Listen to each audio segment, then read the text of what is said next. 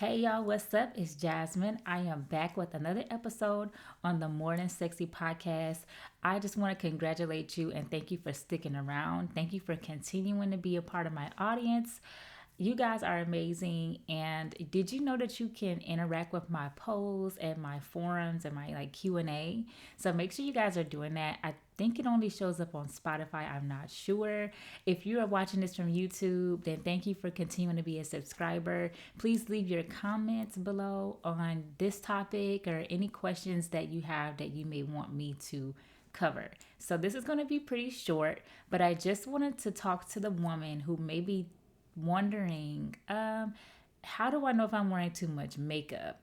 How do I know when I'm doing too much and it's too much too bad? So I am no makeup expert at all. I don't even wear a lot of makeup. Today, the only thing I did was help fill in my brows and I put on a little bit of lipstick. I have had a bottle of foundation for 4 years. Yeah, I recently actually went and got a new one though because the other one was starting to go out. But those of you who don't know, I used to model and act, so I would keep a makeup bag with me. And in modeling school, I learned how to apply my foundation. It was very basic. It was the foundation, the filling in, then you do the what's next? You do the eyes, and then you do the blush, and then it wasn't all this contouring and all of that stuff today. I don't know what they be doing. I can't say that I can do good with my brows when I'm putting on makeup with the contouring and making sure I'm lighting up my face.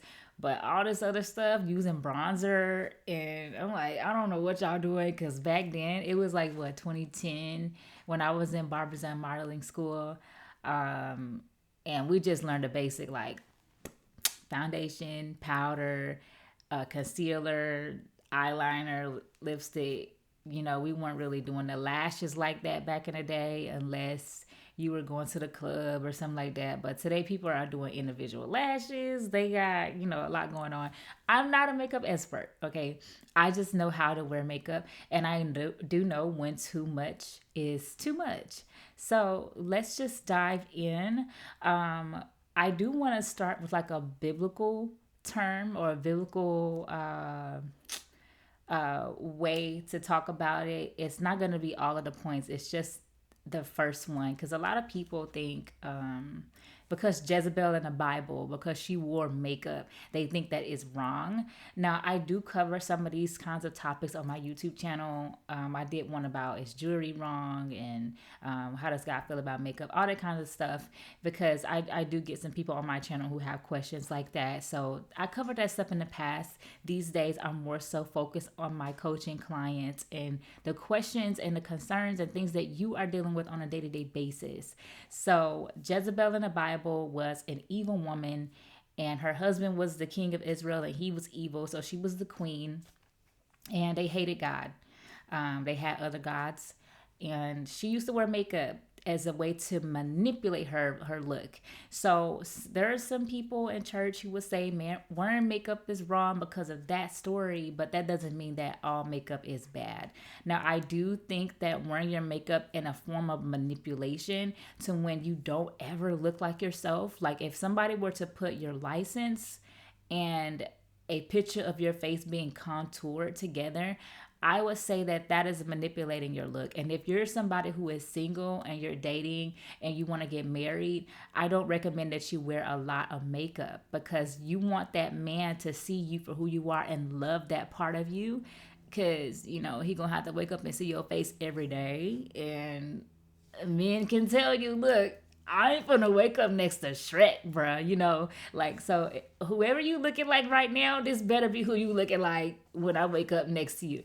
So, like, let's be honest with how we're looking. If you are caking it on to when you do not look like the person God made, then that I would say that that is a problem. That is a form of aesthetic manipulation to when people don't recognize you. I remember when I was modeling and I had a photo shoot with a Next Models manager from New York City, and she wanted to cake my face on so much. And I actually have those images still. And sometimes I use them a little bit.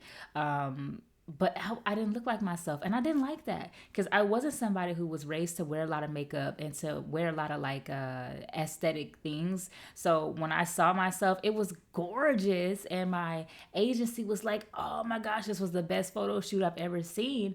But I wasn't very happy with it because it was like a form of cosmetic manipulation. Um, Even though that's not how people see it, but that's how I saw it. And I wanted to look like myself. So on my next shoot, I made sure I used less. I did my own face. I made it more natural. I brought out my natural features, which is what I think makeup is used for. Makeup is an enhancement of the beauty you already have. It's not to make you beautiful. And I think that's why a lot of women struggle is that they don't think they're beautiful, but wearing makeup makes them beautiful. You are beautiful, and I know you may have some things going on in your mind where you don't believe that, and you're struggling to believe it. But makeup is not going to change the way you feel. It's just going to change the way you look, ladies. So if you're wearing makeup as a form of manipulation to make your eyes look bigger than what they are, to make your lips look plushier than what they are, to change your whole face, then I recommend that you uh, take a step back and fall in love with who you are naturally and learn how to bring out those natural features with your makeup versus changing them completely, because a man not gonna like that when he's trying to date you. And it's not just about the men, but really I want you to come to love your natural face, so that you could be happy with that person that you see in the mirror, because regardless of who you're waking up next to, you're seeing your face in the mirror every day, and that's important. So if you're doing it to manipulate your face, then you're wearing too much makeup. The next point I want to say is that some people self-medicate their body dysmorphia with makeup, and that is a sign that you may have body dysmorphia. Don't diagnose yourself. Now, you do need to see a mental health counselor if you think you have body dysmorphia, because they will be able to medically diagnose you with that and prescribe you some things that could help you.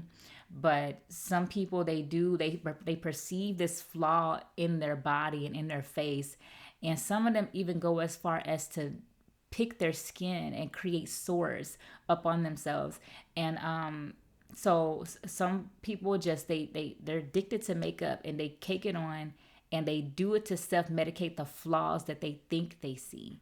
So that is a way that some people may have a mental condition in that area. And I recommend that if you're somebody who obsesses over flaws and it's become an like an OCD thing, to when you don't want to look at yourself unless you're wearing makeup, you don't want to leave the house unless you're wearing makeup, then you may be wearing too much makeup. And it could be a sign of a mental health issue that I want you to also take a look at and get that checked out so you can be healing and whole and moving forward in your life.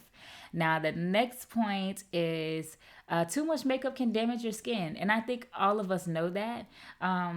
I used to hate, oh my goodness, I don't want to be mean towards anybody, but I used to dislike when I would see my friend. She wore makeup all the time and I never saw her without it. I actually thought I was seeing her natural face, but until she took her makeup off, and her skin was washed, depleted of like life.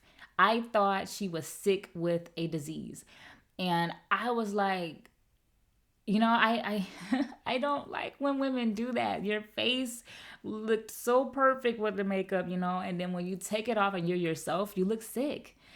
And that could be a sign that you're wearing too much makeup. If your skin does not look beautiful and plush and healthy anymore, then you need to calm down off your makeup and get some skincare routines going instead of like makeup. Like replace your makeup with skincare routines to get your face back. Because guys, as you age, you don't want to be so damaged in your face and your skin that you have to start going to get Botox or going to get this and pay for that, when you can take care of your skin while you're young. And they say, well, for the black people, black don't crack, but there are some people that don't take care of their skin and it's still gonna crack. So I want you to take care of your skin and not ignore the health because your skin is like the biggest organ. You can look it up scientifically. Your skin is the largest organ on your body. So let's make sure we're taking care of our skin, because that is what we see and what we feel, and that's what protects everything else underneath.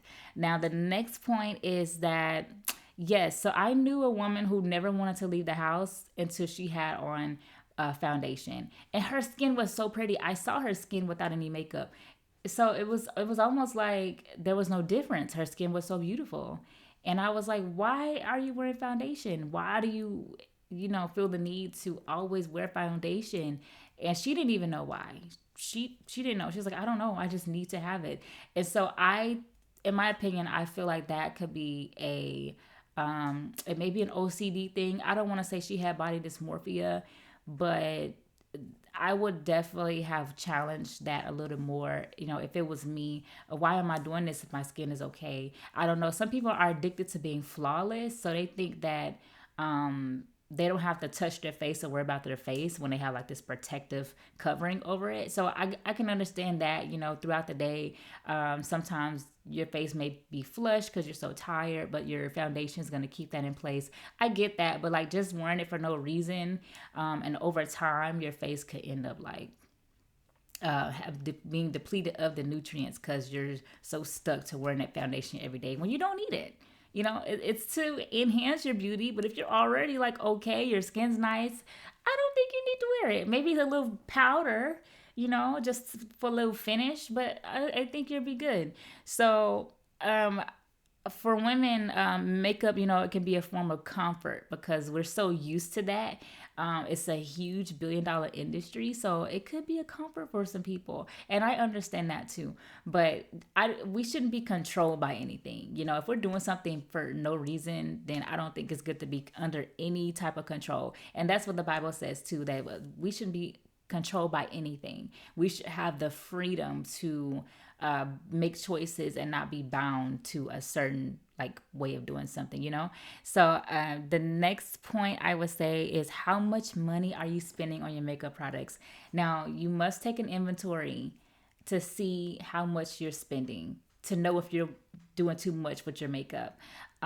If you struggle to pay your bills every month, but you have enough to pay for makeup, then I think you may need to look at some of your financial habits, and you may be addicted to makeup if you're constantly spending on the newest and the next products, and you don't really pay your bills that well. So I could say that you're wearing too much makeup. It sounds like it's a little obsessive. And so I also want you guys to take inventory on how much product are you getting. So some women have so much product under their sink, in their cabinet, in their cubby, that they haven't even used it all. Like, you still have half full bottles of this, half full of that. You switched to this brand last week. So I want you guys to look at your cabinet and say, am I fully using all of my product? If I'm maximizing this? Because that's also a way of being a hoarder and overspending, is that you're not even using everything that you're spending your money on. And so it becomes a waste. So do you have to have the newest product? Is it that you're trying to find what works? Or is it just that makeup is so trendy? There's always something new that you get excited and you got to go try it. And, you start to like just carry a bunch of trash. So that I would say is a hoarding problem. It's a spending problem. We don't always have to have the newest and best big thing.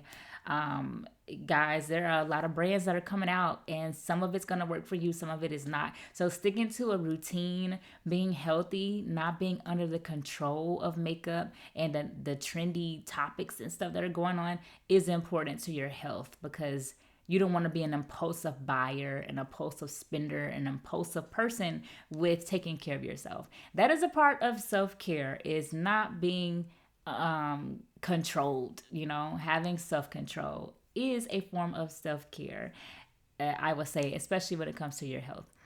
Because people can eat too much, people can wear too much makeup, people can do too much. So it's a form of self-care, guys. I want to say my next point is there is a poll on my Spotify that you can answer the question if you think you wear too much makeup, or you could put in like the Q&A answer. I would love for you guys to interact with me. So, what can you do if you think you are obsessive? We covered a few points here to show you that you may be wearing too much makeup, you may not be. So I want you to work on some discipline. So let me see what I said here. Because I want to be your friend that holds you accountable, you know, like I don't want to just be on here talking and you're not getting any help. So we do know that if you think you have body dysmorphia, logging into your insurance to find a counselor to who can evaluate you would be great, because you don't want to be dealing with this for years and not having it addressed, because then it can spill into other areas of your life where you're just an impulsive, compulsive, a nervous breakdown person, because it could lead to an anxiety disorder if you don't get help for any body dysmorphia issues. So I recommend that if you're somebody who thinks that you have this kind of issue. Next, we talked about checking your inventory to see if you're being a mass hoarder, a mass spender, and chasing after the newest trends.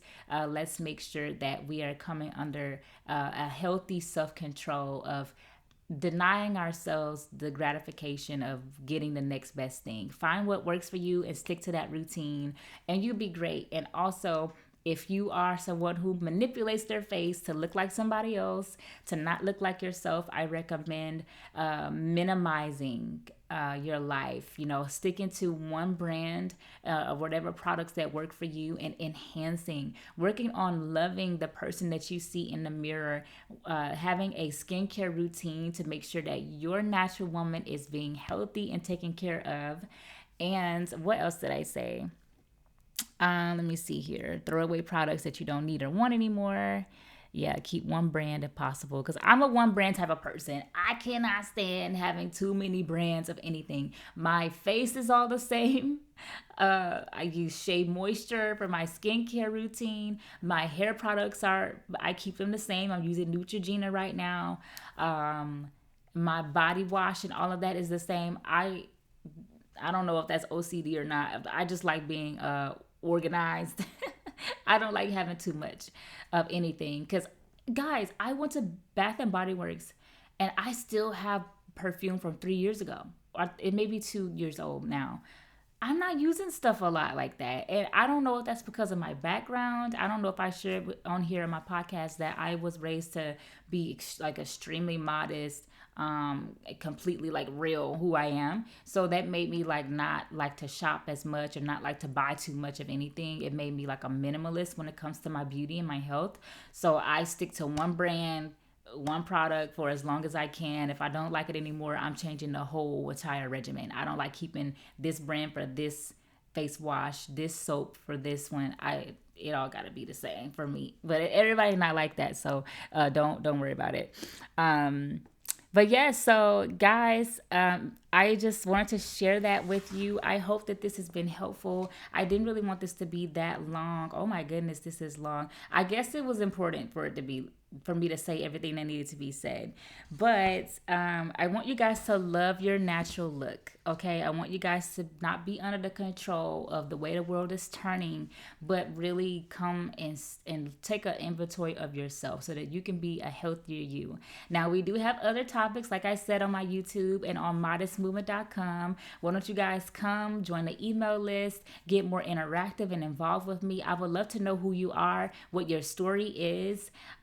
And send me an email, anything, a DM. I would like to know who you are. Thank you guys, and I'll see you next time. Thanks for watching.